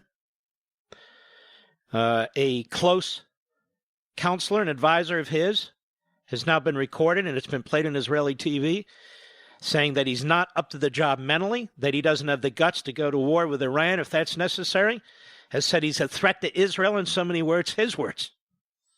Now, 4 days before the election, only now does it come out. I've said that this Gantz and this Lapid, who's another thigh rash, if you will, leftist, claims to be left of center, Romney type or worse, that they will not institute the Trump plan, should they succeed. They are advised by an Obama hack. They are really a force that is aligned with the Democrat Party leadership. You heard not a single Democrat candidate running for president endorsed the establishment of the American embassy in Jerusalem or accepted the fact that Jerusalem was the capital of Israel. They wouldn't say that about another country. And that should Netanyahu and the Likud party and their ally parties not win, that my fear has been, and I voiced it here, that the Trump peace deal will be dead. Effectively. Which would reflect quite poorly on the administration, I fear, because it's a great plan, but would also be an enormous setback for Israel. So I only bring this up because we now have an Arab-Israeli leader, the biggest of the Arab-Israeli leaders, party leaders, who is allied with this guy Gantz and Lapid, this so-called blue and white party, and these other leftist parties, who is campaigning in Haifa and other parts of Israel to turn out as many Arabs as they possibly can. Because remember, the issue is the control of the Knesset. The more seats the Arabs have in the Knesset, and remember, they oppose the very existence of the state of Israel. The very existence of the state of Israel. And many of them are basically Palestinians, not Egyptians and Jordanians and so on. But that said,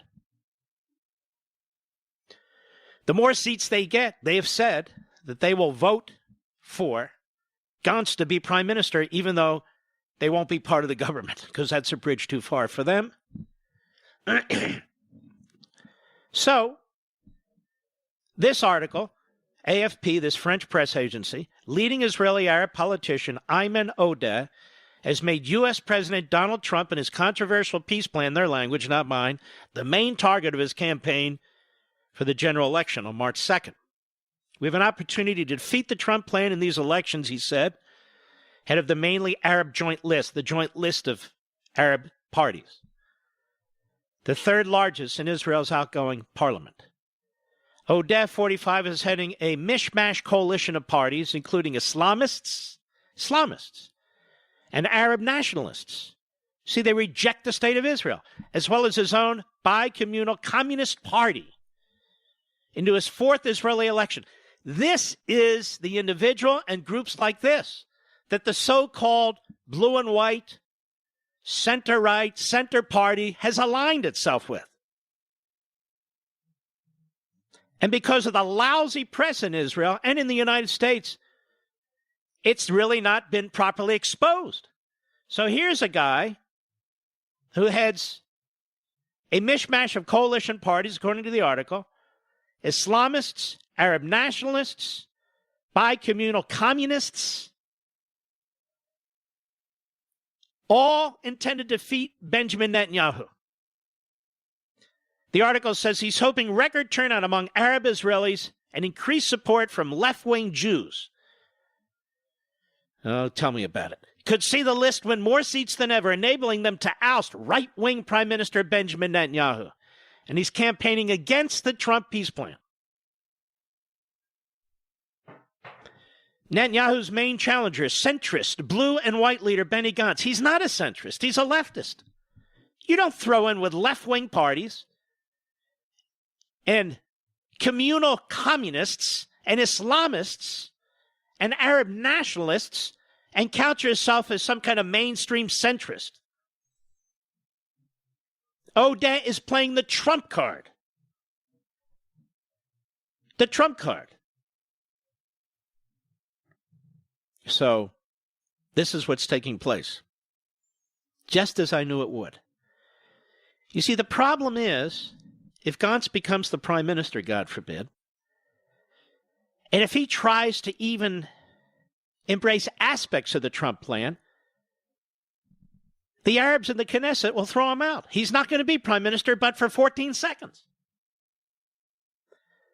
The former ambassador from the United States to Israel, an Obama appointee, a guy by the name of Dan Shapiro, he said the Trump plan's dead, the Democrats oppose it. If the Democrats oppose it, Gantz will oppose it.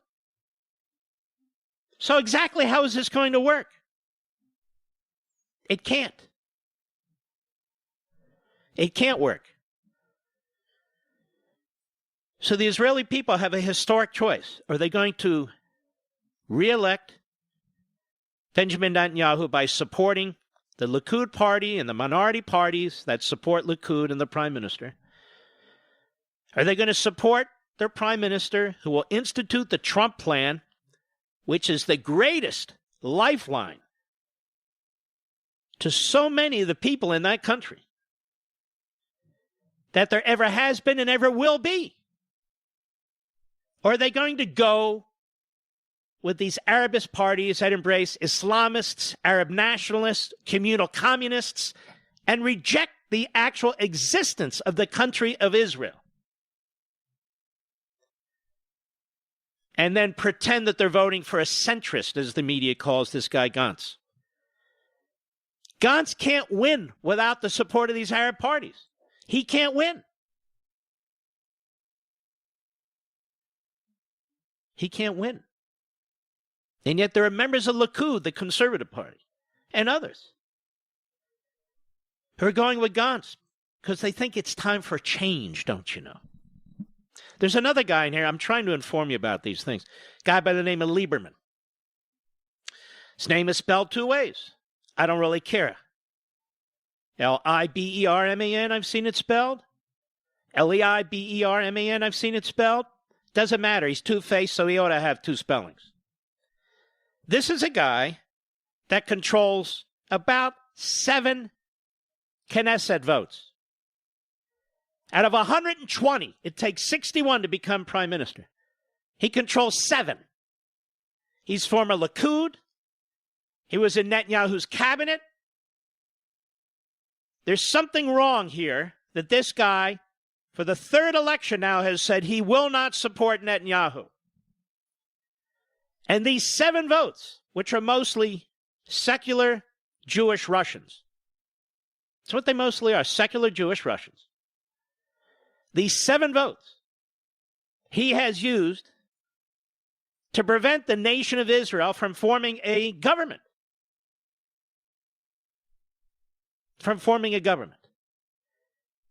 the big reason, he says, is because these ultra-Orthodox parties don't believe that they should participate in the defense of Israel, so they don't become members of the IDF and so forth, because they say, as a religious matter, they can't do it and they won't do it. This is his big issue. But it comes out the other day that as the defense minister, he was giving waivers to ultra-religious, ultra-Orthodox individuals so they wouldn't have to serve. So there's something more going on with this guy. Nobody can figure it out. Maybe he's dirty. Maybe he's just power hungry. But this is what happens when you set up a system like this. And yet, as I told you earlier, what did the polls show? For a head-to-head Netanyahu against Gantz, he would blow out Gantz by double digits. But the fact that this Arab party leader is openly campaigning, who rejects the actual state of Israel, who's openly campaigning against the Trump peace deal, who's part of a coalition of parties with Islamists and Arab nationalists and bi-communal communists, whatever that means, that doesn't cause more Israelis to vote in their own self-interest for their own nation's national security. I mean, look around. Would be shocking. And yet, if they don't turn out in large numbers and vote for Netanyahu and vote for Likud, that's what they're going to get. That's why I draw the parallel between that country in many ways and our own country. That's why I say, take Bernie Sanders seriously. And now, some of the people in radio and TV media who've said, poor Bernie, he's going to be cheated, he's not going to... Now, because they've listened to you and me in this program, hopefully they've come to their senses and they understand. Stop crying crocodile tears for Bernie Sanders. Poor Bernie didn't get the nomination. Bernie needs to be crushed. And anybody who advances those ideas and has a potential of being nominated by the biggest political party in the country needs to be crushed. And they're defended and supported by bigots and anti-Semites. in turn, which is supported by Media Matters and the millionaires and billionaires for that front group. And by the way, the guy that heads Media Matters, as I posted, don't forget who he is, with his bigoted posts and his anti-Semitic posts. But he rolls along. He's on the hamster wheel.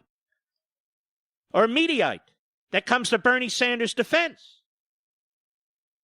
Incredible. Dan Abrams' site. You remember him? He's the legal analyst over there at ABC News. I'll be right back. Mark Levin.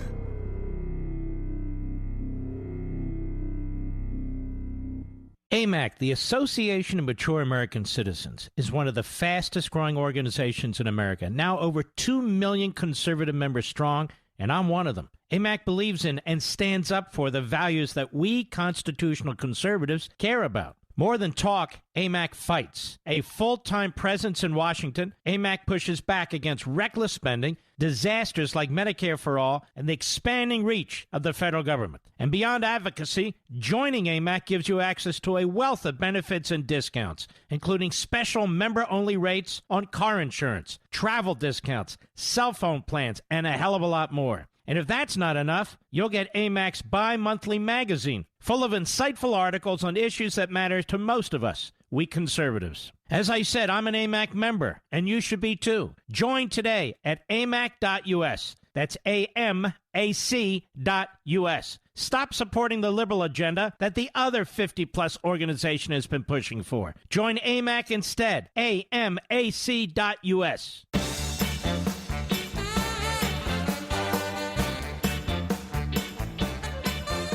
9:30 p.m. Eastern. I'm going to be on Hannity on Fox. Do we have a good caller, Mr. Producer? Mike in Reading, Pennsylvania, XM Satellite. Go. Mr. Levin, pleasure to speak to you this evening. Thank you. It's your pleasure.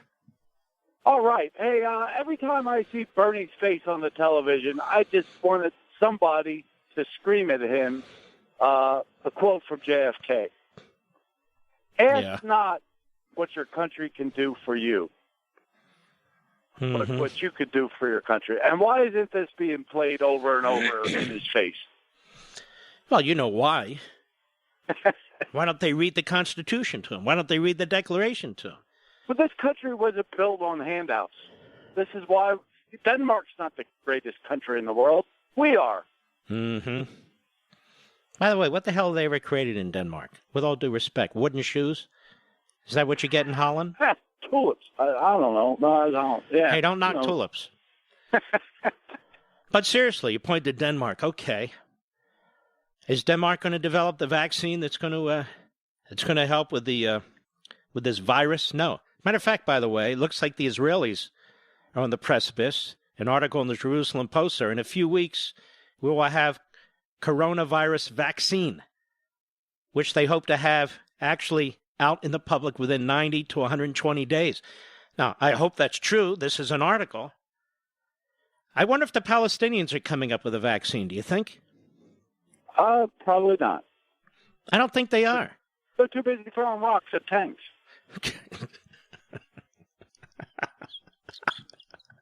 Thank you for your call, sir. All right. Ladies and gentlemen, we've had great callers tonight, haven't we? I think we have. But I'm speaking the truth. The Israelis come up with these medical devices, and so as we do in the United States, we come up with more than anybody else. Ladies and gentlemen, we salute our armed forces, police officers, firefighters, and emergency personnel, and all of you folks who defend us. God bless each and every one of you. And I'll see you in 30 minutes. Check it out. I haven't been there in 2 months on Hannity. 9:30 p.m. Eastern, 6:30 p.m. Pacific. I'm on my way. I'll see you there. From the Westwood One Podcast Network.